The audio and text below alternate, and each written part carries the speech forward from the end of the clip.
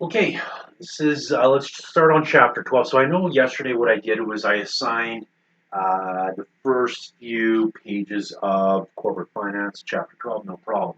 So this is going to encompass that plus the next step, which is pages 343 to 348. So again, let's start right from the beginning. What we want to do is we're going to estimate cash flows on capital budgeting projects. Okay. So what does that mean? Well, there's a good example in the textbook on page 340, the video game developer. Okay. So we'll leave that for a second. But I just want to get an introduction first. So there's various types of analysis that we use. Okay.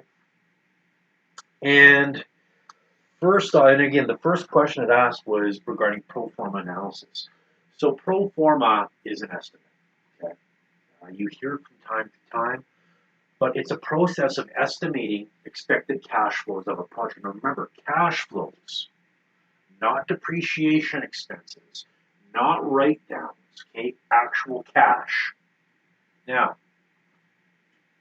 it uses relevant parts of the balance sheet and the income statement, okay?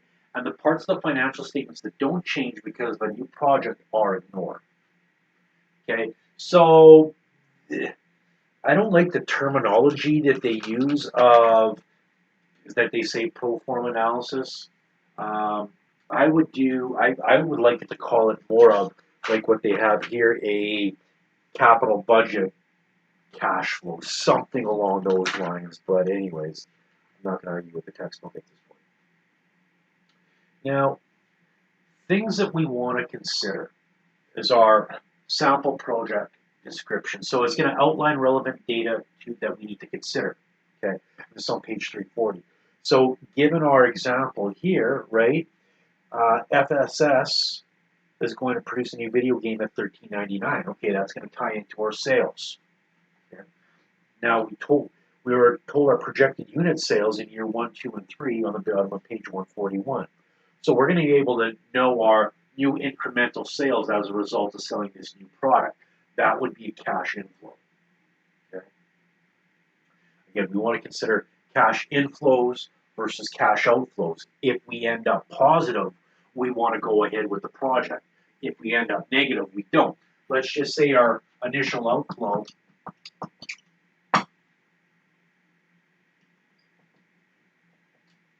was $1,000.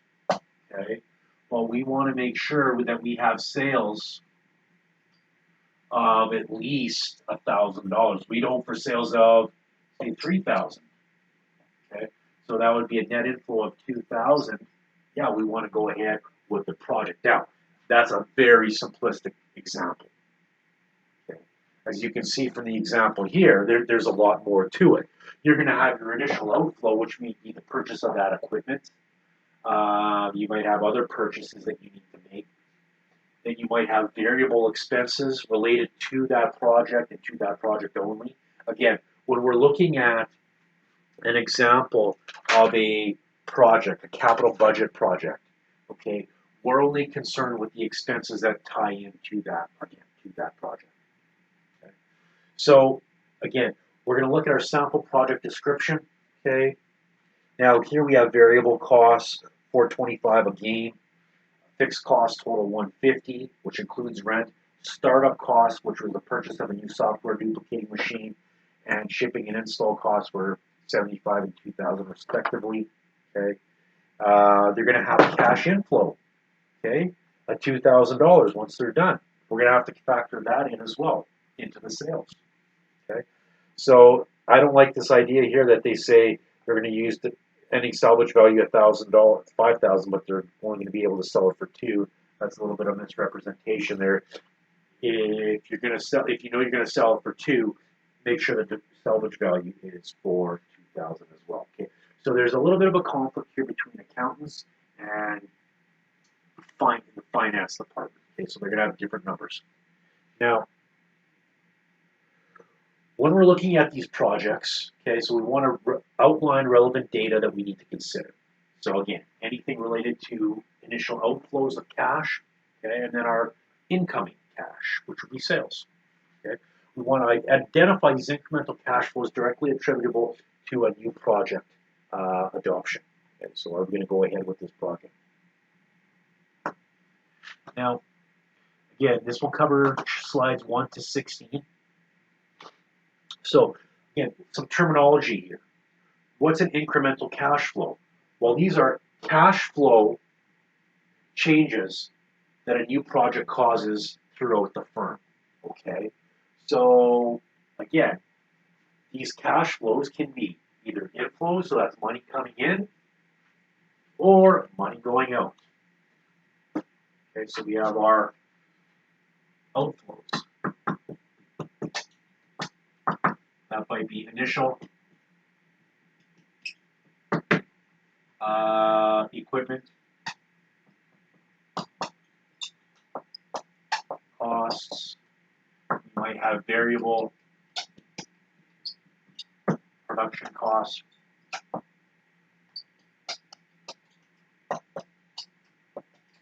We might have new fixed costs. Okay.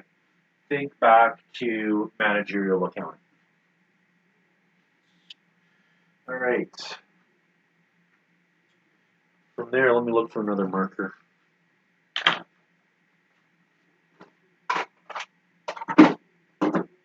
So we have, those are what our outflows. So we might have new incremental inflows. Okay, that might be sales. Now we also might have sale of old equipment.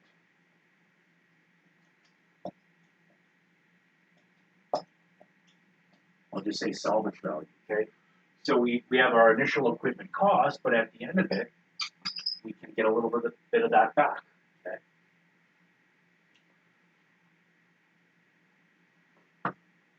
So those are some examples of inflows and outflows. All right. So just looking at some terminology here. Again, incremental cash flows are cash flows directly attributable to the adoption of a new project. And again, they can be either inflows or outflows. Opportunity costs. Now, this is an allocation of the firm's resources that represent a lost opportunity. Okay, so we're charging a project for assets used, wages and benefits, resources are scarce, it says. So let's look at an example in the textbook. It is a little bit better than this slide. That's why I say take these slides with a grain of salt. You're going to get a little better information in the textbook. So it says here, opportunity costs. As you likely remember from your microeconomics class, we didn't take that, but opportunity costs exist whenever a firm has to choose how to allocate resources. Okay? So if those resources go into project A, the firm must forego using them in any other way. So those foregone choices represent lost opportunities, and we have to account for that when including them in the cash flows of A. Okay? So here's an example.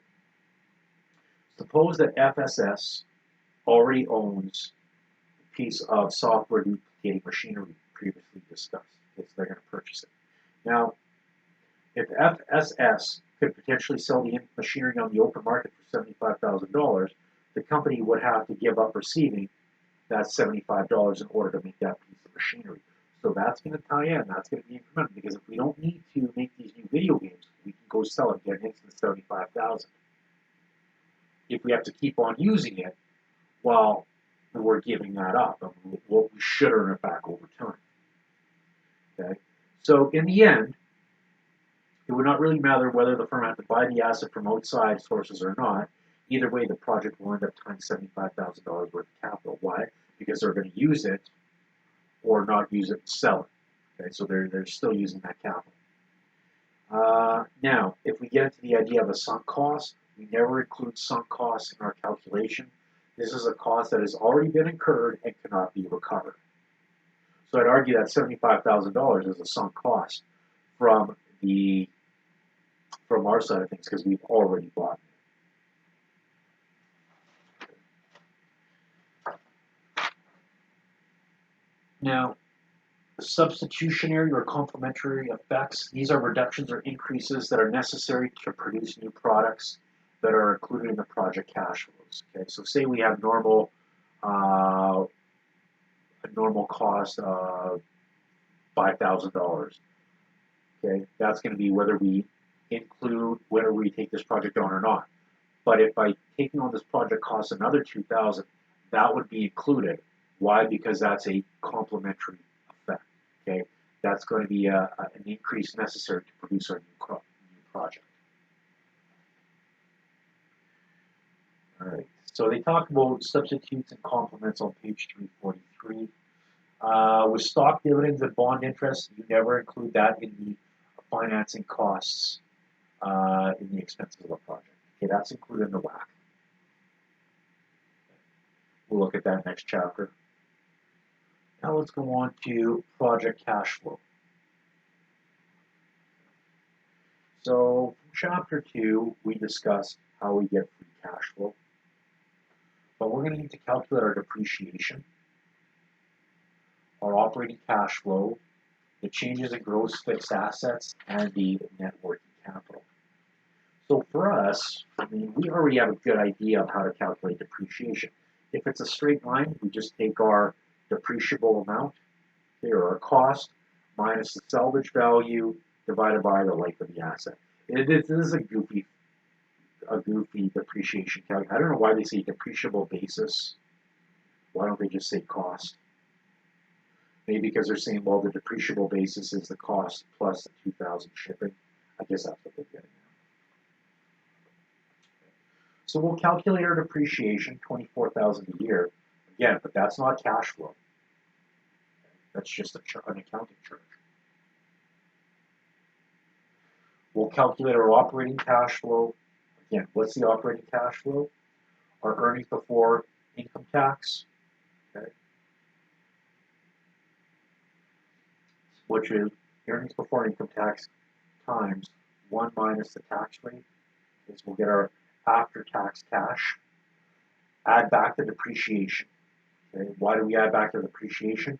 Well, because it's a non-cash charge.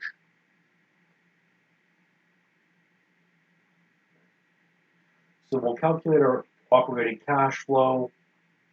We want to look at, do we have any change in gross fixed assets? Okay. Well, how do we calculate that? Well, ATCF.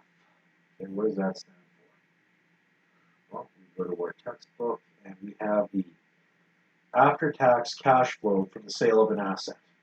Well, we'll take our market value, okay, minus the market value minus the book rate times the corporate tax rate. So the machinery for SSF will be depreciated down to $5,000, but expected to sell for only $2,000. So the after-tax cash flow for that asset sale will be $5,000, which is apparently the current market value. Now, depreciated down to $5,000 doesn't necessarily mean market value. That's what I find so aggravating dealing with these finance books. Market value has nothing to do with your net book value, and that's in this case, that's what they're saying. But anyways, let's just, if we have this information, market value, okay, then we'll take the, well, there's an error in this textbook now, right? Because the market value minus book. So this should be 5 minus 2, not 2 minus 5. You should still get the same answer.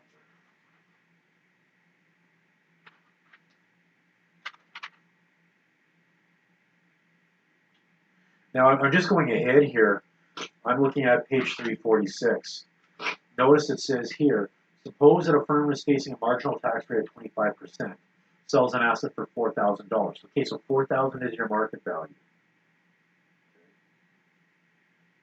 Its depreciated book value is $2,000. What will be the after-tax cash flow? Well, they're going to sell for $4,000, and your remaining book value is $2,000.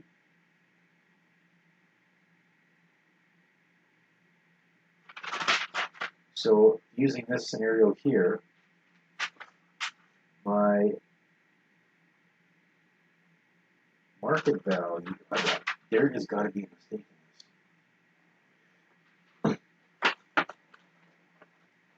Because market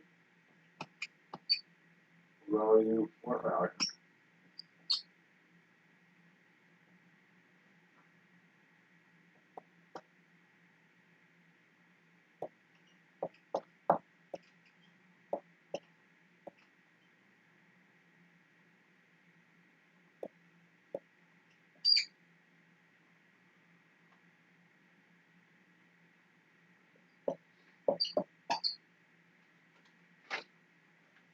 okay, so I'm looking at the example here on page 346. So the after-tax cash flow for an asset sold at a gain.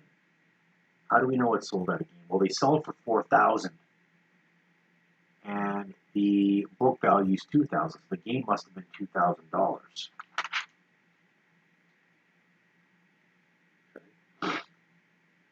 So as a result,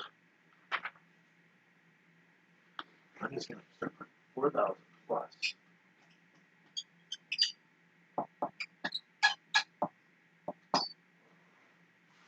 Now they're saying the tax rate 1 minus 0.25.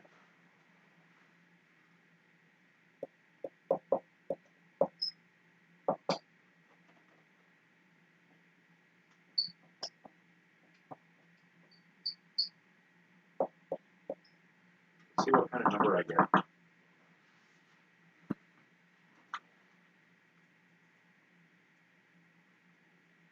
4,500.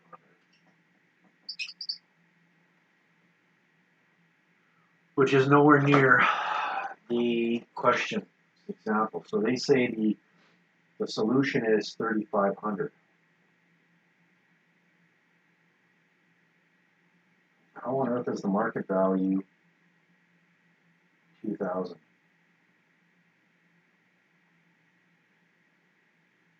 I know the book value is 2,000 for sure.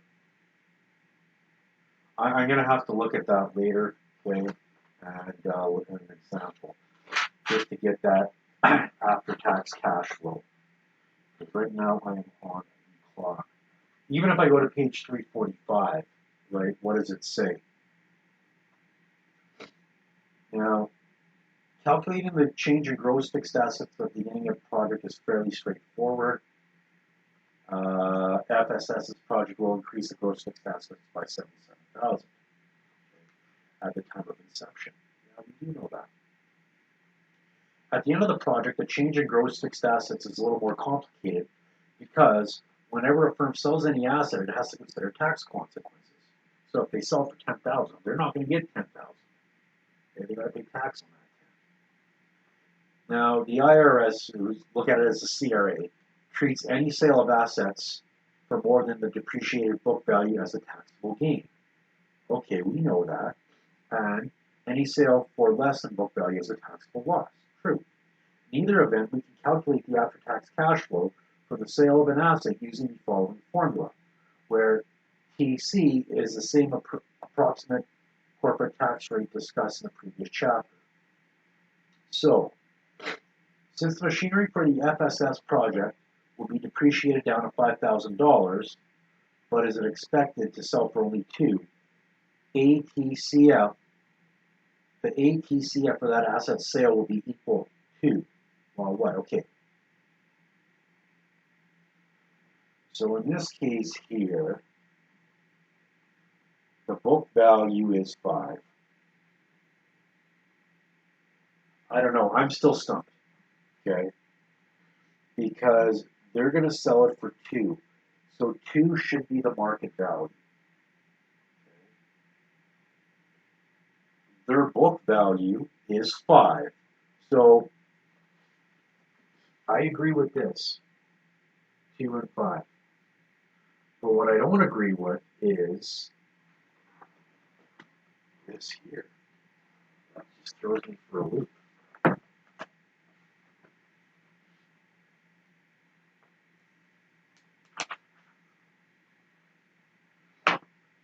but I think the book must have made a mistake. Had to have. Okay. I think this ATCF calculation is wrong. I'm going to say it's book value minus market value minus book value times TC. That should give me the right answer. Okay? Because the book value will be for what we sell it for. Sorry, the market value will be what we sell it for. The book value is whatever it's on our books at. So I'm going to recalculate this here. So if I use the example on page 346, we sell an asset for $4,000. Book value is 2. So book value is 2. So now I should go 2,000 plus 2,000.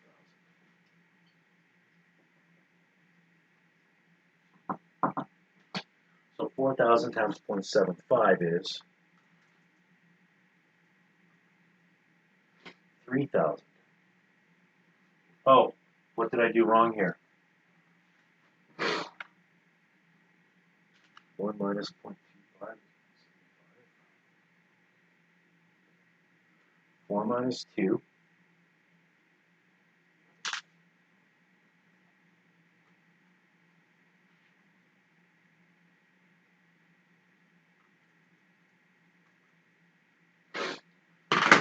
Well, this entire calculation is just gone. I can't figure it out, okay? Because if I use this example here in the textbook,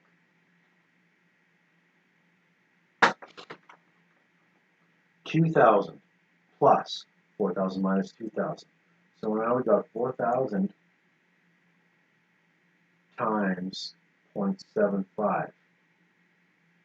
It just makes no sense. Now, let's read a little bit further. Anyways, I'm going to try this later on today. So I'm going to try to get question 12.1 correct. Okay? And then I'll talk about it tomorrow. So it says, although it may be a little difficult to wrap your brain around the idea of reducing the $5,000 we're supposed to get from the sale of the machinery at the end by only 66% of the trade, we actually expect, oh God, this textbook is written not very well. Okay.